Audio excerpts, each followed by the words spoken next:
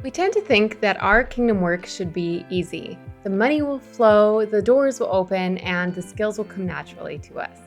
But what if that isn't the case for you? What if the road that God has given you and the work He has given you to do is not going to come naturally? The doors aren't going to open and the money's not going to flow. What if you have to be creative in order to do the work that is on your heart to do for Jesus? I want to share a story with you that is personal to me and was a huge eye opener in the hopes of teasing something out in your story. Because there's a really big problem that a lot of us Christian women face when we have something that we want to do for Jesus, but we know what we want to do, but we're not doing it. And one of the things that can trip us up is thinking that the road should be easy, it should be clear. If this work really was from God, then it should be comfortable. We shouldn't have a hard time doing it. We shouldn't like our throat shouldn't clench up when we start to work on something or when you start to sing your song, whatever that may look like for you, right? Whether you are an actual singer or you are creative in some other way, or maybe your work that he's called you to do is really messy, but in some way you are wanting to do something for Jesus because he is worthy and he is worth it. But there's this thing in our head that we just think that if it's right, it should be easy in some way. So the story that I want to share with you is a couple years ago, I guess maybe let's say 2.5 years ago. Now, I was invited last minute by a friend to a ladies' tea, and I remember, there's 8 of us around, maybe there's 20 tables in the room. Not that that matters. But so we're visiting is what I'm trying to say. We're visiting and we're having our tea and our cookies and whatever it was we were having. And then there's one of the ladies goes up to speak and she's sharing the story about her personal journey with how just her journey of being an encourager to Christian women and what that's looked like for her and where she has felt like she wasn't called or she was supposed to step back.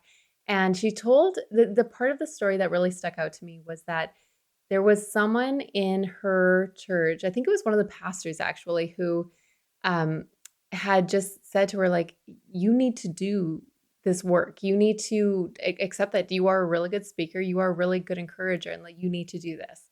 And that really stuck out to me because what I realized was that I am sitting there and so this is all going on in my head, but I'm sitting there thinking, if I could just have someone who was in a place of authority, like a pastor, say that to me, then I would know that I know that I know that yes, I am called to this work, that I could finally do it. And all the naysayers, whether naysayers or the ones who actually say things, or the ones that I think are saying things, but they're not actually saying things, I could just they could all be silenced. If I just had someone legitimately call me to what I was sure that God was putting on my heart.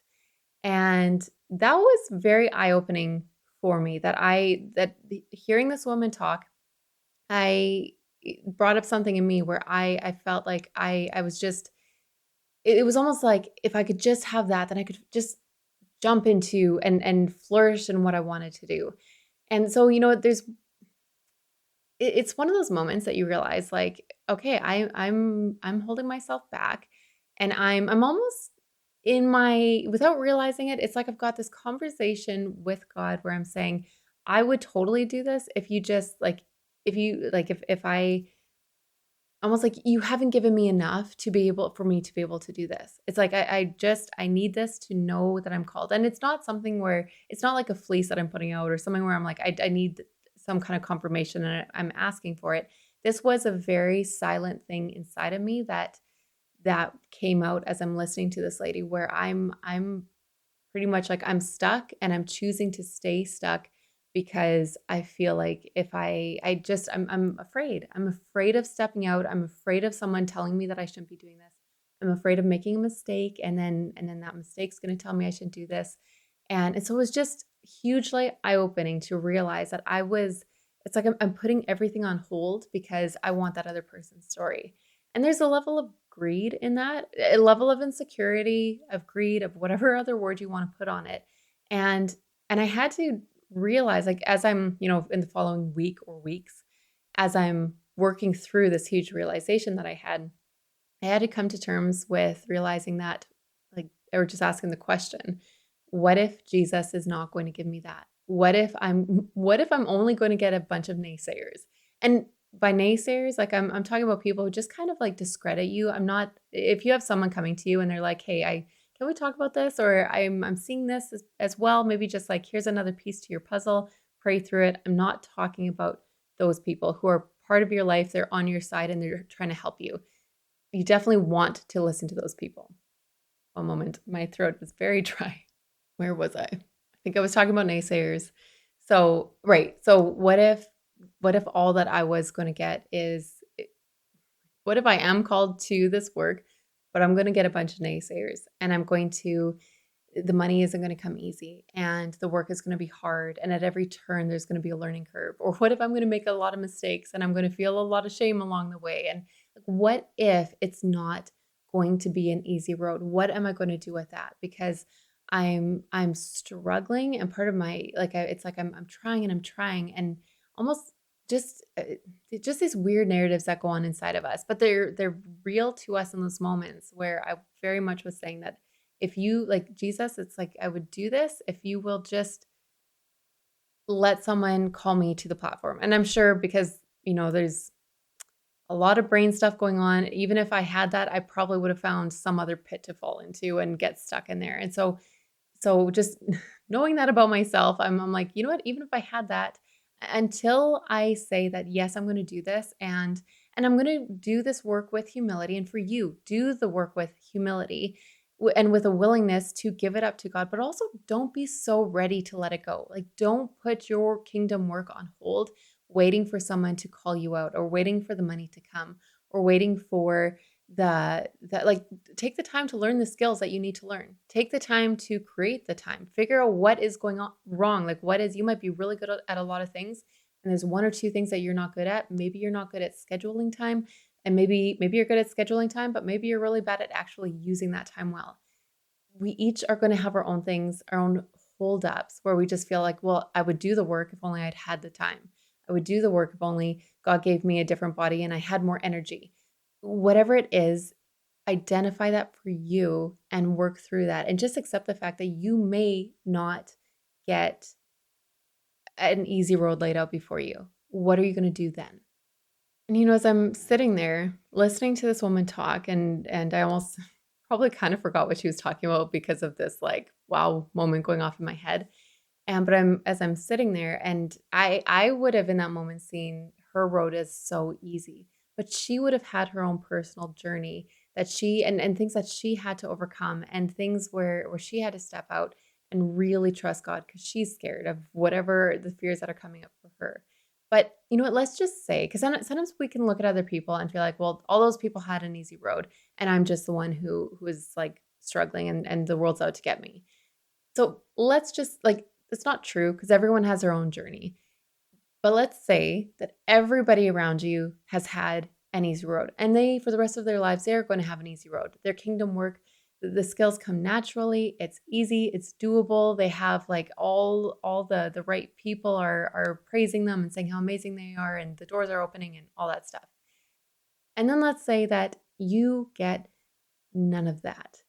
Like it really kind of just reminds me of in James 1, I believe. Just someone correct me in the comments. I think I might be wrong, but it's the passage about just the trials and the struggles that we go through, and that they build character. I should have pulled that up beforehand, but feel free to go look that up and read it and sit with it and ask God to build character up in you. That whatever is coming against you, there's a character building. There's a trust in God that's building, and that resistance that you're experiencing, those closed doors build trust. And it's what are you going to do with this when it doesn't come easy for you? But anyway, back to my picture. So let's say that your kingdom work has been hard. It will always be hard. You'll be glad you're doing it and it'll be rewarding, but there's a level of work and effort that you're going to have to put into it. Let's say that the only knowledge you have is the knowledge that Jesus is worthy, he is worth it, and you know exactly what you want to do for him. Knowing all of this, what then are you going to do?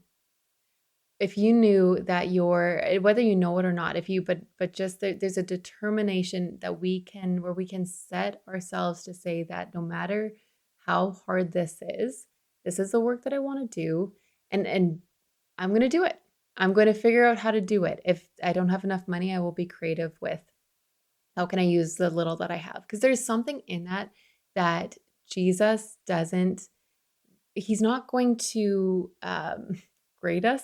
This might not be the best term, but he's not going to evaluate, grade, whatever, us on what we didn't have. He's going to evaluate and look at our lives based on what we do have. What did he give you? What is he giving you? What are the things he's showing you? What are the skills he has given you? Do you have the ability to learn something? Are you being responsible with that?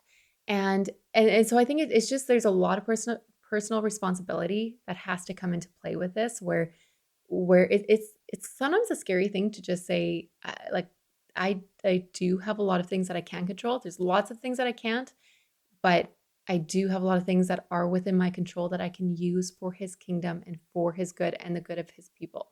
So what are you doing with what he has given to you? The point of all of this is to say that you don't need anything or anyone to be for you besides Jesus. If he is for you, who can be against you? I know that's a like great cliche Christian thing to say, but there is like things are they're not going to work out. You're going to try something and then you're going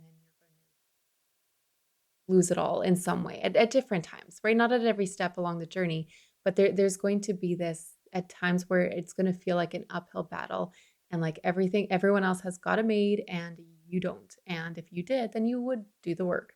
But you don't need that. You don't need the money to be flowing. You don't need the skill or the you can build up the skill. You don't need to be born with skill to do your work. You don't need to have people constantly coming along beside you, patting your back and saying what a great job you're doing. I know that like we want that because we're scared to step out. We're scared to do the work that we really, really, really want to do. But you don't need those things in order to be faithful to what Jesus has called you to. So if this is teasing something out for you and kind of like, okay, yeah, this is like bringing some things to the surface, the first thing that you and one of the best things you could do is just to become aware. It's amazing what can happen when we become aware of what is actually going on inside of us because we make so many external choices in our life based on what's going on in our head and our hearts. And when we become aware of that, we're like, oh, okay, you know what? I'm like, this is what's going on inside of me. And I typically make that choice. So now that I'm aware of it, what choice do I want to make instead? Do I just want to like sit and breathe through it and think about this a little bit more, or whatever choice you want to make? That's not what I want to talk about. I just want to talk about becoming aware. First step is just becoming aware of your assets, basically. What is going for you? And also, what is going against you? Like, just become aware of, like, I mean, for me, I've got every family member in my family, which is incredible. I do not want to take that for granted. My family is for me. I can share what is on my heart that I want to do, and they will all encourage me along that journey. I there's not tons of money to throw at this, and my time is limited, and I don't like we live out in the country, so my location is not the most ideal. So what is it for you? Is it that you're thinking like I don't have a certain skill set, or I don't have good people skills, or I don't know what I should have known, or maybe you're feeling like I didn't finish even half of my schooling, and so I can't do this because I'm not smart enough or as smart as other people, or I need someone to call me out and say that yes, this is what I'm called to do, and I don't have that, and until I have that, then I can't do this. So take an inventory of what you do have and what you don't have, and just settle like settle in your heart that okay, this is what's for me, this is what's against me, and how can I work with this? How can I submit to Jesus within these limitations? Because in different ways they are limitations where we it's not comfortable, we don't like them, we wouldn't choose them, but we have these limits put on us that they're hard and they're uncomfortable to work within. And yet, if we're going to move forward, we have to choose to work within them. And there's something beautiful within that when we give that over to God and we say, like, you know what, if I only have 2 hours of like good energy every week, and that's all that I have. I wish I had 20, but I only have 2. I want to give this to you and use this well for you and for your kingdom and for the good of your people. Please help me use that. Also, ask him for more. Like, don't be afraid to ask God for more so that you can do your work well. I totally believe that we as his people were like the kingdom is made to be a flourishing kingdom. And so though we live within a lot of restrictions and limitations, that's not necessarily how the Garden of Eden is like meant to be, and how God's kingdom is meant to be. So ask him for everything that you could possibly have. Ask him for wisdom to be able to use what you have well, and that you would have the responsibility and ability to handle more well. Okay, now I'm starting to get into more videos and bunny trails, so we'll save that for another time. And I'm just going to end with a reminder to read your Bible, get lost in the story of God, and play your part. Also, I know I keep adding things on to the end. If this was helpful to you, feel free to leave a comment with what was helpful, what you're becoming aware of, and hit that like and subscribe button. And it just really helps me to, at least so I'm told, hitting those buttons helps me grow my channel and get out to more people.